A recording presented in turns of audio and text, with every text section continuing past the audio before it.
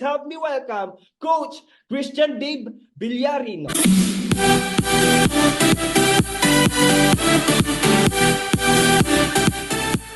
Yes! Ayan. Thank you so much po sa napaka-pogi nating host. Sa napaka-pogi nating host, Coach Paulino, the Giant King na ating community. Well, anyways, good morning, good afternoon, and good evening, no? Sa mga OFW partners natin dito right now, kung nasaang bansa ka man right now. So kanina nakikita ko, meron dito from Saudi, Qatar, Oman, Kuwait, New Zealand, Singapore, ayan. So binabati ko po kayo dito right now na magandang araw. So anyways, I am Christian D. Villarino po. And the same time, tama po yung sinabi ni Coach Paulino pala.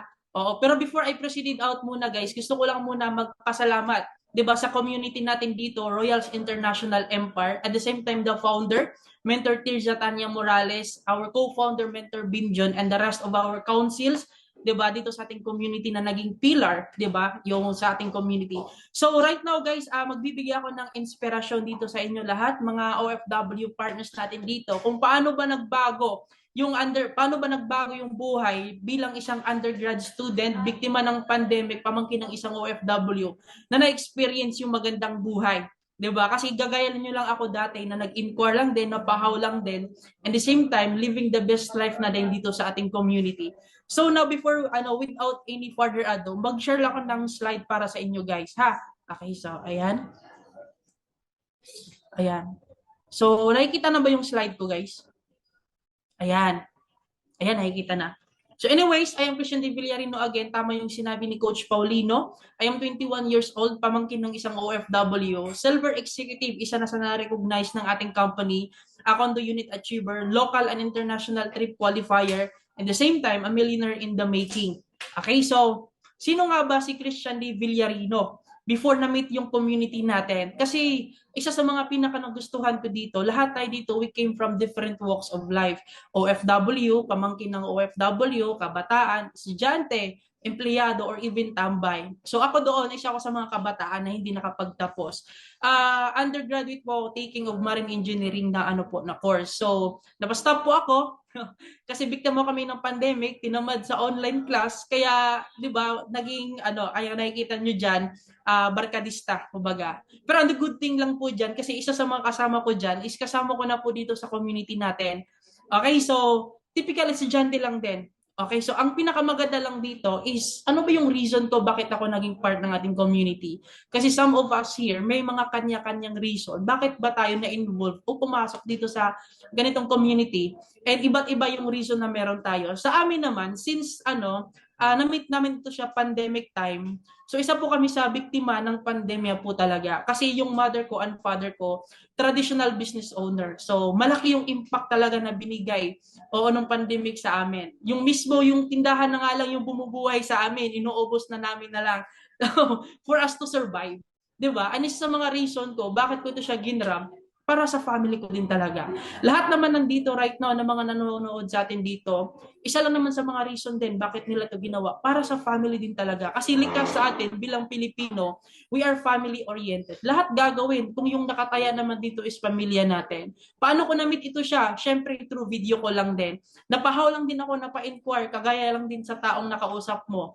'Di ba? So napa-inquire lang din kami out of curiosity, na gustuhan namin yung buhay na meron yung taong kausap namin. So shout out sa personal upline ko, 'di ba? Mentor Sara Despi. So na-inspire kami sa kwento niya, nakita namin yung resulta na meron siya, and kinikilig kami and na-inspire kami kasi yun din yung buhay na pwede mag-aantay sa amin. So without any further ado, lumipad po ako sa Manila guys. Lumipad po ako sa Manila, ginawa ko po yung negosyo natin.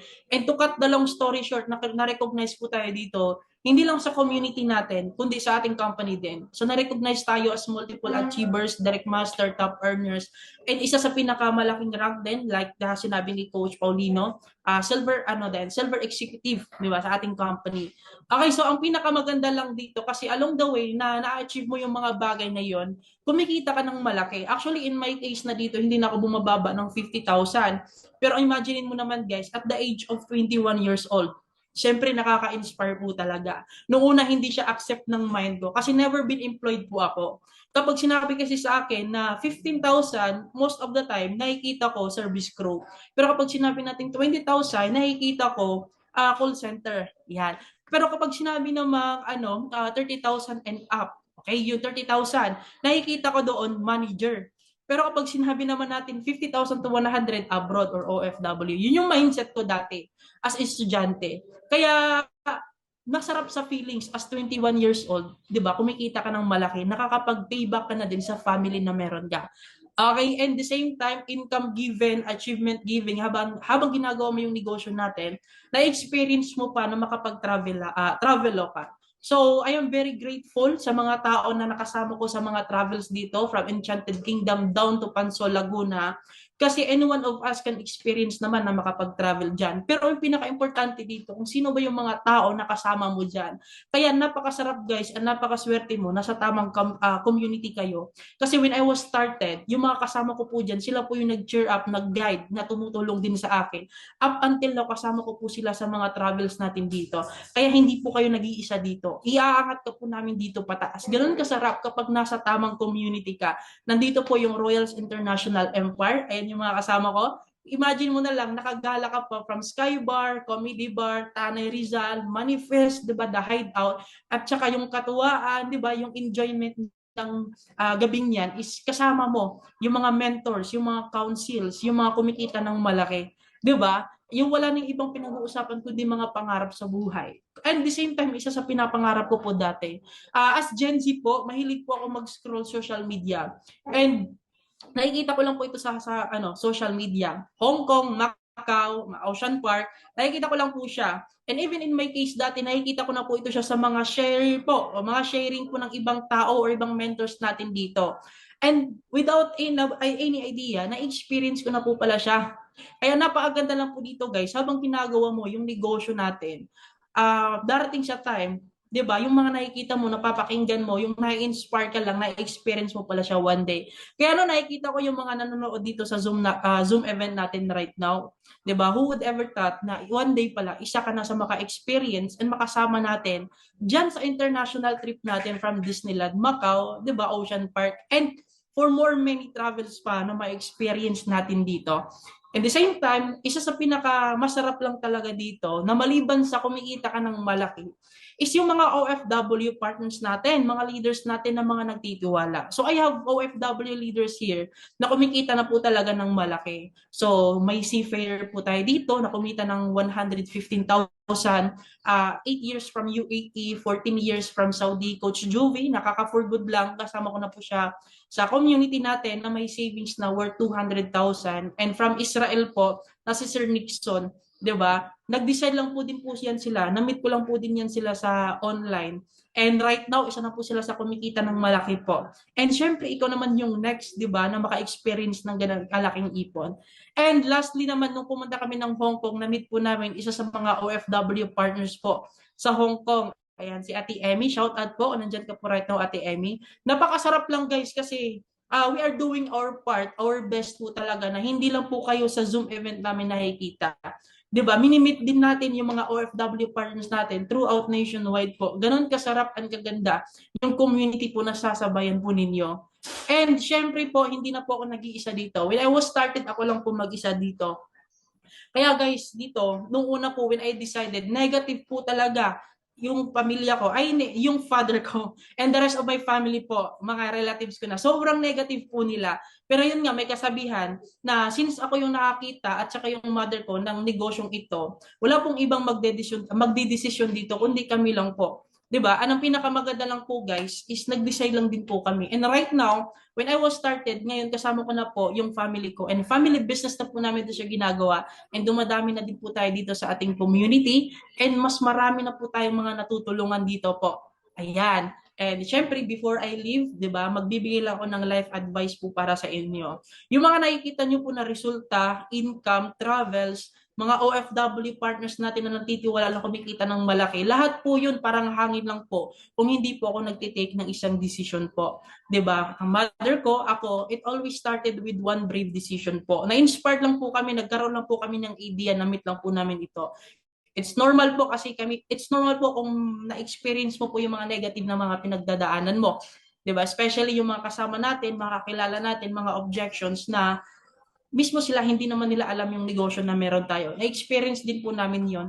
Pero isa lang po yung masasabi namin dito para sa inyo guys. As family business na ginagawa, hindi po namin hinahayaan na ibang tao po yung umahawak ng desisyon na meron kami.